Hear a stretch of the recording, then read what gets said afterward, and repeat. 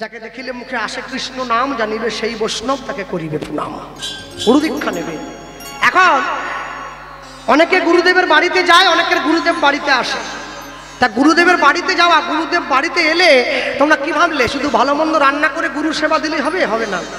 গুরু সেবার অর্থ হচ্ছে গুরুদেবের বাড়িতে আসুক বা গুরুদেবের ঘরে তোমরা যাও, গুরুদেব তোমাদেরকে যে নির্দেশটা দিয়েছে সেই নির্দেশ যদি অক্ষরে অক্ষরে পালন করতে পারো, তাকেই গুরু সেবা বলে বলা হয়। একটা কথা মনে রাখবে, গুরুদেব যদি সন্ধ্যাকালে, সকালবেলায়, দুপুরবেলায় ভজন করবার সময় শিষ্যের মুখটা মনে করে, শিষ্যের ভজন করার দরকার নেই, শিষ্য এমনি গোবিন্দ চরণে চলে যায়। তবে হ্যাঁ, গুরুদেবের প্রিয় পাত্র হতে হবে, গুরুদেবকে ভালোবাসতে হবে, গুরুদেবকে শ্রদ্ধা করতে হবে।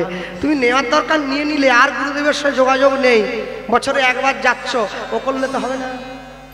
গুরুদেবের সঙ্গে যোগাযোগ রাখবে, গুরুদেবের সঙ্গে ফোনে কথা বলবে, গুরুদেবের সঙ্গে দেখা করবে। ভবসিন্ধুর সংসারটা কি করে পার হতে হয় গুরুদেবের কাছে শিক্ষা নেবে। এই যে মায়েরা বসে আছো, তোমরা প্রত্যেক দিন রান্না করো বাড়িতে, রান্নায় এমন একটা জিনিস দাও যেটা কারোর সঙ্গে মেশে না, যাকে তেজপাতা বলে বলা, কারোর সঙ্গে মিশবে না। তুমি যেমনই দাও একদম আলাদা। তোমাকে ওই তেজপাতাটা শিক্ষা দিচ্ছিল, তুমি সংসারে সবার সঙ্গে থাকবে কিন্তু কারোর সঙ্গে নিজেকে মিশিয়ে ফেলবে না। যেদিন তোমার তার চরণের ডাক এসে যাবে, তুমি যেন সব ছেড়ে দিয়ে তার চরণটা চলে যেতে পারো, তবেই তোমার জীবনের সার্থকতা। ভক্তমণ্ডলী মায়েরা, উদ্ধারণ দত্ত নিতাই চাঁদের হাত ধরেছে। প্রভু, যদি কিছু মনে না করে কথা বলি। কি কথা?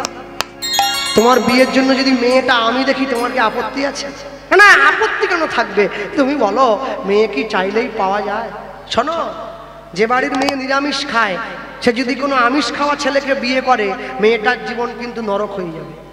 আর যে বাড়ির ছেলে নিরামিষ খায়, ও যদি কোনো আমিষ খাওয়া মেয়েকে বিয়ে করে, তাহলে কিন্তু ছেলেটার জীবন ধ্বংস হয়ে যাবে। যে যেমন তার সঙ্গে দিতে হবে তেমন।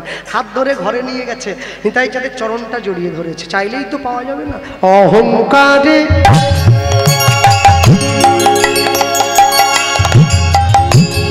অহংকারে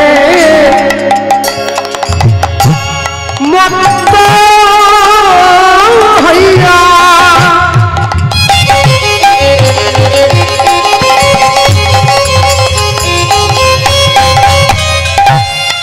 আমরা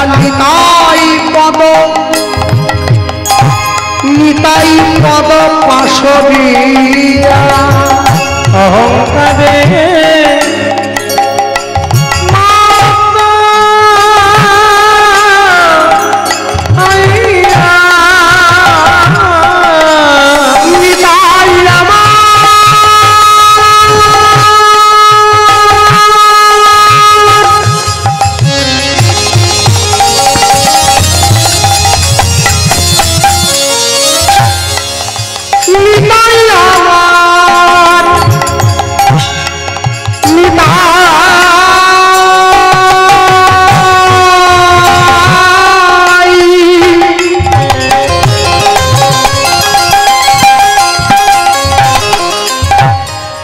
অহংকারে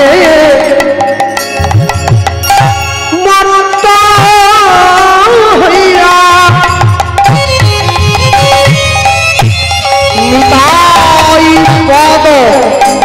নিতাই পদ পাশবিয়া অহংকারে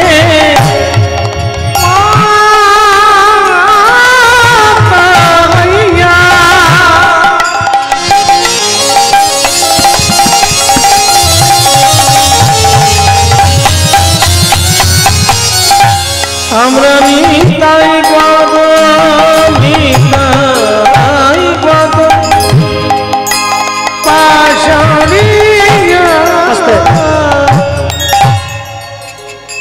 অহংকার করে নিতাই চাঁদের চরণটা আমরা ভুলে গেলাম। আসরে আসার আগে একজন বাবা আমার বাসায় গিয়েছিল। সে বলল, ভাই, যেভাবে দিনের পর দিন করে মানুষের অন্তরে একটু একটু করে অত্যাচার বেড়ে যাচ্ছে, কদিন ভাবে আমরা যেভাবে থাকতে পারবো নিজেরা বলতে পারছি না। হ্যাঁ, সব সময়ের জন্য মনে রাখতে হয় কিছু কিছু কথা যেগুলো লোক সমাজে দাঁড়িয়ে প্রচার করতে নেই। প্রচার করলে অনেক সময় তারা শুনে, তাদের সম্মান নষ্ট হয়। কিন্তু সত্য বলার সাহস অনেকের থাকলেও সত্য শোনার সাহস সবার কিন্তু থাকে না। সবসময় মনে রাখবেন।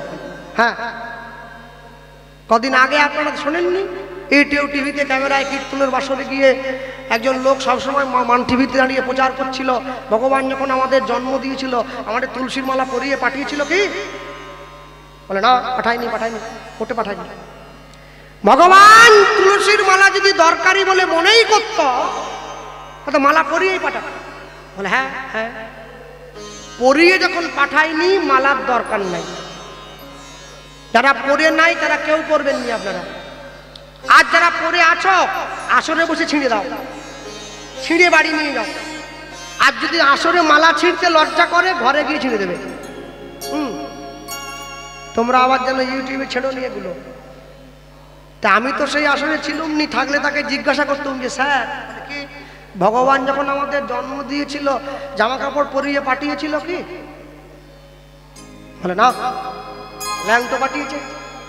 তাহলে কি প্যান্ট জামা পরার খুব দরকার ছিল? এমনি ঘুরলে হতো? মরার পর তো খুলেই নেবে সব, কোমরে ঘুমসি পর্যন্ত। তা উনি আমাকে বলতেন যে মালা পরা হয়, প্যান্ট জামা পরা হয় লজ্জা নিবারণের জন্য। আমি ওনাকে জিজ্ঞাসা করতাম তাহলে মালা পরা হয় সনাতন সংস্কৃতিকে রক্ষা করার জন্য। হরি বল, হরি বল। এই কথাটা সে আবার ইউটিউবের মাধ্যমে শুনেছিল, সেটা আবার আসরে গিয়ে একটা আবার চ্যালেঞ্জ দিয়েছিল। বলে বিনয় বাদল দীনেশ কটা মালা পরত, মাতঙ্গিনী হাজরা কফের মালা পরত। এটাকে যে কি বলবো আমি, আমার ভাষা নাই কিছু। মাতঙ্গিনী হাজরার সঙ্গে তুলসী মালার সম্পর্ক কি? হ্যাঁ, আরে আমি কি মাতঙ্গিনী হাজরা নাকি? আমার মা কি মাতঙ্গিনী হাজরা? আরশোলা দেখলে ছুটে গিয়ে কপাট বন্ধ করে দেয়। আর সেই ইংরেজদের গুলি বুকে খেয়ে দেশের পতাকা মাটিতে পড়তে দেয়। সে তো মাতঙ্গিনী, আর এটা শুধু মা, এই এক হবে নাকি? এ কি কথা? মাতঙ্গিনী হাজরার সঙ্গে তুলসী মালা পড়ার কোনো সম্পর্ক নেই। পাকিস্তান যদি ভারতের উপরে বোম ফেলে, সে বলছে আসরে কি তোমরা মালা পরিয়ে বসে থাকবে, লাঠি নেবে নি? কে বলেছে কথা? যারা মালা পরে তারা লড়াই করতে জানে না। মালা পরার সঙ্গে লড়াইয়ের সম্পর্ক কি আছে? মালা মালার জায়গায় থাকবে, লড়াই লড়াইয়ের জায়গায় থাকবে, মানুষ মানুষের জায়গায় থাকবে। একটা কথা মনে রাখবেন, বিবেকানন্দ বলেছিলেন সত্যের জন্য সবকিছুকে ত্যাগ করা যায়, কোনো কিছুর বিনিময়ে সত্যকে ত্যাগ করা যায় না। আর আমি ভরা সভায় দাঁড়িয়ে প্রচার করে গেলাম ধর্মের জন্য সবকিছুকে ত্যাগ করা যায়, কোনো কিছুর বিনিময়ে ধর্মকে ত্যাগ করা যায় না। হরি বল, হরি বল। সব মুসলমান কোরআন পড়তে জানে না। কোরআন তো আরবি ভাষায় লেখা, সবাই পড়তে পারে নাকি? কিন্তু কোন মুসলমান কোরআনের নিন্দা শুনবে না। সব খ্রিস্টান বাইবেল পড়তে জানে না, ইংরেজিতে লেখা, কিন্তু কোন খ্রিস্টান বাইবেলের নিন্দা শুনবে না। হিন্দু গীতা পড়তে পারে, কিন্তু চায়ের দোকানে বসে বসে গীতার নিন্দা করে, যেটা আমাদের জীবনের সব থেকে বড় দুর্দৈব। আজ বুঝবে না কবে বুঝবে, একটু একটু করে দিন তো পেরিয়ে যাচ্ছে। সব সময় মনে রাখবেন, সমাজে যদি ভালো কিছু হয়, ভালোটা যেমন সবার উপরে গিয়ে পড়বে, খারাপ যদি কিছু হয় খারাপটা সবার উপরে গিয়ে পড়বে। তাই সমাজটাকে যদি ভালো করতে নাও পারেন, কখনো খারাপ কিছু বার্তা মানুষের মধ্যে দেওয়াটা ঠিক হবে না, এটা আমি মনে করি না। যদি ভালো কথা বলতেই না পারি, আমি খারাপটা বলবো কেন? ভালো যদি বলতে না পারি, না বলবো, যাতে মানুষের কল্যাণ হবে। আমি সবাইকে বলেছি তোমরা তুলসীর মালা পরবে, যে নিরামিষ খাও সেও পড়বে, যে আমিষ খাও সেও পড়বে। তবে যারা নিরামিষ সেবা করছেন তারা মালাটা কণ্ঠের সঙ্গে লাগিয়ে পড়বেন, যারা আমিষ সেবা করছেন মালাটা কণ্ঠের থেকে নামিয়ে পড়বেন। তবে পড়বেন কেন পড়তে বলছি জানেন? লাইনে দাঁড়ান তবে তো ডাক পাবেন, যদি লাইনে দাঁড়ান তো ডাক পাবেন। হরি বল, হরি বল। আজ থেকে 20 বছর আগে হোক, 20 বছর পরে হোক, বর্তমান সমাজ ব্যবস্থায় দাঁড়িয়ে দেখবেন আগে কিন্তু এত বাড়ির ছেলে মেয়েরা, এত বাড়ির মেয়ে বউরা, এত ছেলেরা তুলসীর মালা পরতো না। এখন মানুষের প্রতি যে নেশাটা হয়েছে, কেন? মানুষ বুঝে গেছে আমার জীবনের সবকিছু পিছনে পড়ে থাকবে, আমাকে সবকিছু ফেলে চলে যেতে হবে, তাহলে আমাকে তো মালাটা আগে পরতে হবে। তুলসীর হার যে না পরে ছাড়, বৃথা জন্ম গেল তার। তুলসীর মালা গলায় দেবেন, আর তুলসীর মালা গলায় যদি না দেন তাহলে মনে রাখবেন আপনি সনাতন ধর্মের মানুষ হিসাবে নিজেকে নিয়ে কোনোদিন অপরের কাছে নিজের মহত্ব ব্যাখ্যা করতে পারবেন না। আমি যে ধর্মে জন্ম নিয়েছি। ইংরেজ যখন ভারত থেকে চলে যায় শুধু সোনা নিয়ে গেছে 800 জাহাজ, তারপরেও আমরা বেঁচে আছি। কেন জানেন? আমাদের সংস্কার আমাদেরকে বাঁচিয়ে রেখেছে, আমাদের ধর্ম আমাদের বাঁচিয়ে রেখেছে, আমাদের সভ্যতা আমাদের বাঁচিয়ে রেখেছে। ছেলেকে মোবাইল নয় সংস্কার দাও, আর মেয়েকে উচ্ছৃঙ্খল জীবন নয় সুসভ্যতা দান করো, তবেই তো তুমি সংসারী। নাহলে কি করে সংসারী হবে? হ্যাঁ, অহংকারে মত্ত হইয়া উদ্ধরি গাই হইব।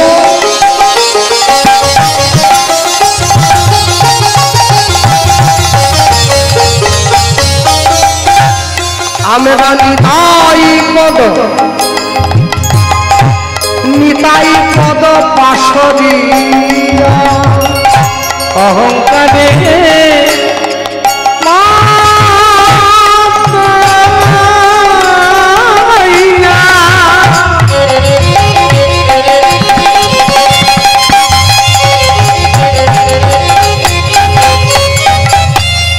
আমরা নিতাই পদ নিতাই পাদ পাশরিয়া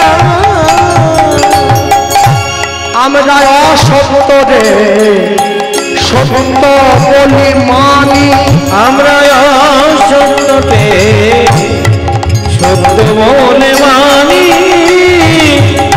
যদি নিতায়ের করুণা হবে,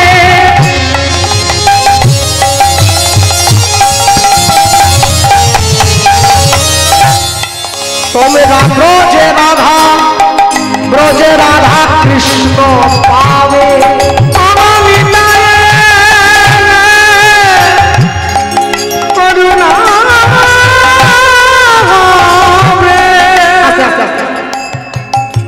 যারা বসে আছেন জ্ঞানী গুণীজন আমায় ভালোবেসে দূর দূরান্ত ছুটে এসছেন, বিগত কয়েকদিন ধরে আমার কাছে খুব একটা ফোন যাচ্ছে, আজ 1 মাসের খানেক ধরে।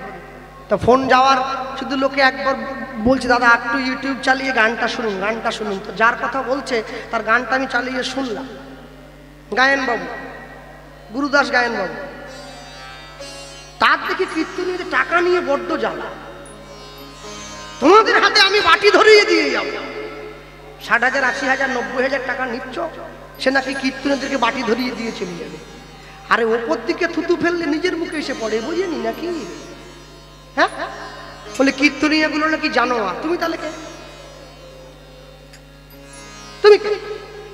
আরে তুমিও তো হরি ভজন কীর্তন করছো, টাকা নিয়ে হিংসে কেন? বলে আমার 16,000, ওর কেন 80 হবে? আরে আমার 16, ওর কেন 80? আমাকে বিচার করতে হবে না? আপনাদের লক্ষ্মীকান্তপুর জয়নগর দক্ষিণ 24 পরগনার ছেলে পদ্মপলা ছালদার, জি বাংলা চ্যাম্পিয়ন সারেগামাপা, তাই না? আরে সারেগামাপা চ্যাম্পিয়ন, অনেক লড়াই করতে হয়েছে রে ভাই, এমনি এমনি হয় নাকি? মাথার ঘাম পায়ে বলে গান শিখেছে তো, তবে চ্যাম্পিয়ন, তবে তো 1 লাখ টাকা নেই আসলে। তা আমার তো যোগ্যতা নেই, আমার তো 16,000, তা আমি 1 লাখ লোক তো মারবে ধরে। শ্যামসুন্দরবাবু বুড়ো হয়ে গেছে, পূর্ব মেদিনীপুরের লোক, কালো কেটে মাথায় চুল নাই, টাকে ভর্তি, 60 টাকার গেঞ্জি একটা পরে 100 টাকার কাপড় পরে আসরে উঠে লোকে আমাকে দাদা একবার হবেনি। আরে কেন শুধু কি বুড়োর পিছনে 80,000 টাকা নেয়, কি ছুটছো কেন? 80,000 টাকা হলে গোটা হরিবাসর হয়ে যাবে, তাও তোমার টাকা বেঁচে যাবে। বলে একটা বার হয়নি। শোনো, রূপের পিছনে ছুটেনি, তার যোগ্যতার পিছনে ছুটছে। হ্যাঁ, কই আমার দিকে ছুটছে না তো, কই তার দিকে ছুটছে কেন? একটা কথা মনে রাখবেন, যার যেমন যোগ্যতা তার তেমন অর্থ, সেটা জনগণ নির্ধারণ করে দিয়েছে। আর কেউ যদি যোগ্যতা না থেকে অর্থের দাবি করে, 2-1 দিন পয়সা পাবে, 2-1 বছর পয়সা পাবে, তারপরে পুলিশ কলার ধরে টেনে নিয়ে যাবে। পুলিশে পূজা করবে, সে পূজা মারাত্মক, ভালো হয়েছে, ফুল নাই, এমনি পূজা। সবসময় মনে রাখবেন, যোগ্যতা নাই দাবি করে বেঘর পথে তারাই মরে, পরের দেখে করে হয়, নিজের যা আছে সমূলে চলে যায়। অপরকে দেখে হিংসে না করে নিজে কি করে তার জায়গায় যাওয়া যায় সেই চেষ্টাটা করতে হবে। সে যদি পারে, আমি কেন পারবো না? অপরকে দেখে হিংসা করো না। যদি নিতায়ের করুণা হবে,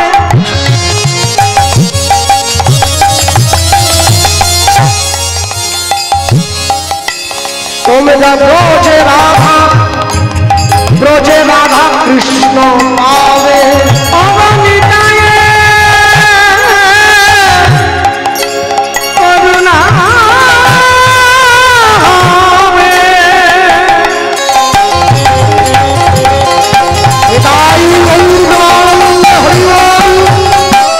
তোমরা ব্রজে রাধা ব্রজে রাধা কৃষ্ণ পাবে।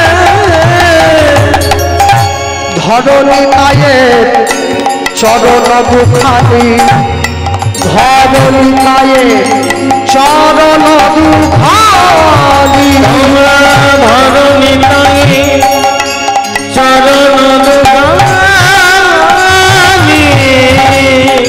তোমরা ধরণীতায়ে চরণ দুখানি। নিতাই চাঁদের বিয়ের জন্য মেয়ে দেখবে উদ্ধারণ দত্ত নিতাই চাঁদের চরণটা জড়িয়ে ধরে যেই দুফোঁটা চোখের জল নিতাই চাঁদের চরণে দিল। ভগবান সব সইতে পারে, দুটো জিনিস মারবে না, একটা ভক্তের অহংকার, একটা ভক্তের চোখের জল। ভগবান জীবনে দুবার হাসে, কখন জানো? এখন নার্সিংহোমের বিছানায় রুগী গিয়ে শুয়ে থাকে, ডাক্তার গিয়ে রুগীর সামনে দাঁড়িয়ে বলে আপনার কোনো চিন্তা নেই, আমি যখন আছি আপনি বাঁচবেন। ভগবান হাসে ডাক্তারের দিকে তাকিয়ে বলে হ্যাঁ গো ডাক্তার, তুমি যে ওকে বাঁচার গ্যারেন্টি দিচ্ছ, তুমি নিজে কতক্ষণ বাঁচবে তোমায় সেই গ্যারেন্টি কে দিবে? একটু মনের জোরটা বাড়াচ্ছিলাম। আরেকবার ভগবান হাসে যখন দুই ভাই পিতা ফেলে জায়গা ভাগ করে, তোর 5 কাঠা আমার 5 কাঠা। ভগবান হাসে, কার সম্পত্তি কাকে দাও রে? জায়গা আমার একটা আছে 3.5 হাত, মরার পরে নাকি দেবে। তবে যারা করোনায় মরে গেছে ওরা সেটাও পায়নি, একটার ওপর টেনে নিয়ে গিয়ে আরেকটাকে ফেলে দিয়েছে। নিতাই চাঁদের নয়নের চরণে যেই নয়নের জলটা দিয়েছে উদ্ধারণ দত্ত, নিতাই চাঁদ উঠে বসে বলছে শোনো, তোমার কোনো চিন্তা নেই, মেয়ে তুমি পাবে। প্রভু মনে পড়ে গেছে কোথায়? বর্ধমান জেলার অম্বিকা কালনায় গৌরীদাস পণ্ডিতের বড় ভাই সূর্যদাস পণ্ডিত, তার দুটো মেয়ে আছে। বড় মেয়ের নাম বসুধা, ছোট মেয়েটার নাম জাহ্নবা। দুটো মেয়েরই বিয়ের বয়স হয়েছে। একটা মেয়ের সঙ্গে তোমার যদি বিয়ে দিতে পারি, আহা, তাহলে সূর্যদাস পণ্ডিতকে হয় সম্পর্কে আমার বন্ধু হয়। তাহলে বন্ধুর মেয়ের সঙ্গে যদি দিতে পারি তোমার বিয়েটা, তাহলে বন্ধুত্বের মানও রাখা হবে আর উপযুক্ত মেয়েটাও পাওয়া হবে। হ্যাঁ, নিতাই চাঁদকে সাজিয়ে গুজিয়ে নিয়ে চলে যাচ্ছে বিয়ে দেওয়ার জন্য। হ্যাঁ, আর যখন নিয়ে যায়, প্রভু হাত ধরো, হাত ধরেছে, বলতে বলতে যায় পথ চলিতে আর বলিতে, পথ চলিতে উলুধ্বনি আর বলিতে, পথ চলিতে আর বলিতে, পথ চলিতে আর বলিতে। ওই যে বসে আছে, ওই দাদা এখনো বৃন্দাবনে গানটা একটু করবেন, ওটা শুনলেও বাড়ি চলে যাবে উঠে। একটু বসুন অন্তত, একটু পরে পরে গিয়ে দিলে বাড়ি চলে যাবে। তুমি গাহ কৃষ্ণ রাম মধুর নাম হরি নাম, তুমি গাহ কৃষ্ণ নাম মধুর নাম হরি নাম, তুমি গাহ কৃষ্ণ নাম মধুর নাম হরি নাম, তুমি গাহ কৃষ্ণ নাম মধুর নাম হরি নাম। পথ চলিতে আজ বলিতে, নিতাই গৌর পথ চলিতে আর বলিতে, পথ চলিতে আর বলিতে। সম্মুখে আধার রাত্রি, তব তুমি যে পথযাত্রী, সম্মুখে আধার রাত্রি,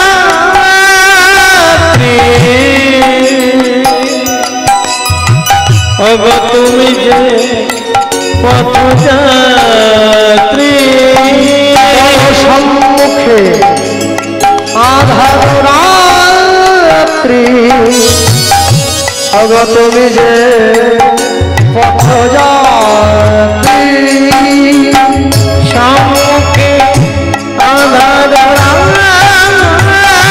রাত্রি